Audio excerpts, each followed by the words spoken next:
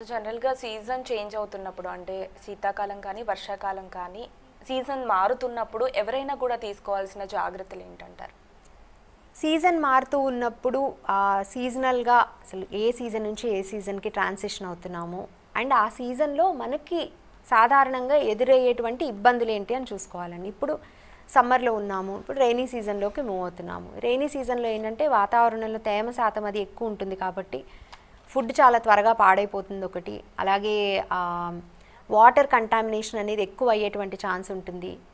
అలాగే మనకి వర్షాలు అవి పడటం మూలాన మురుగునీరు నిల్వ ఉండిపోవటం మూలాన అక్కడ నుంచి కొంత కంటామినేషన్ రావడము, లేదంటే అక్కడ మస్కిటోస్ ఉండటం మూలాన డెంగీ ఫీవర్ లాంటివి రావడము, ఇలాంటి రిస్క్స్ కూడా ఉంటాయి. కాబట్టి అసలు మనకి సీజన్ వలన వచ్చేటువంటి హెల్త్ రిస్క్స్ ఏంటి చూసుకోవడం ఒకటి ఫస్ట్.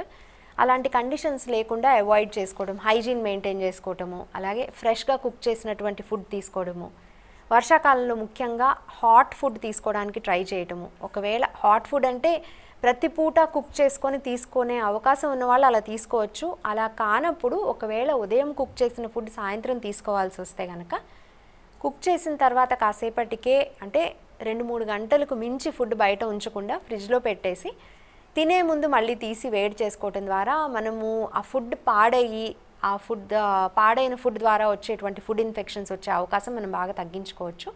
సో ఫుడ్ సేఫ్టీ విషయంలో తప్పనిసరిగా జాగ్రత్త అనేది ఉండాలండి సీజనల్గా మార్పులు వచ్చినప్పుడు. అలాగే సీజన్లో మార్పులు వచ్చినప్పుడు ఏంటంటే వర్షాకాలంలో జలుబులు, దగ్గులు, జ్వరాలు ఇవన్నీ కొంచెం ఫ్రీక్వెంట్. సో విటమిన్ సి అనేది మన డైట్లో తగ్గకుండా చూసుకోవాలి. తప్పనిసరిగా సీజనల్గా వచ్చేటువంటి ఫ్రూట్స్ తీసుకోవడం చాలా ఇంపార్టెంట్.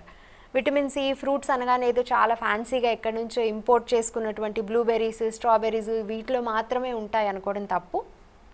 సీజనల్గా మనకి లోకల్గా దొరికేటువంటి ఫ్రూట్స్ అన్నిట్లో కూడా విటమిన్ సి ఉంటుంది. కాబట్టి వర్షాకాలంలో సిట్రస్ ఫ్రూట్స్ తినకూడదు, అంటే ఆరెంజెస్ ఇట్లాంటివి తింటే జలుబు చేస్తుంది, ఇవి అపోహ.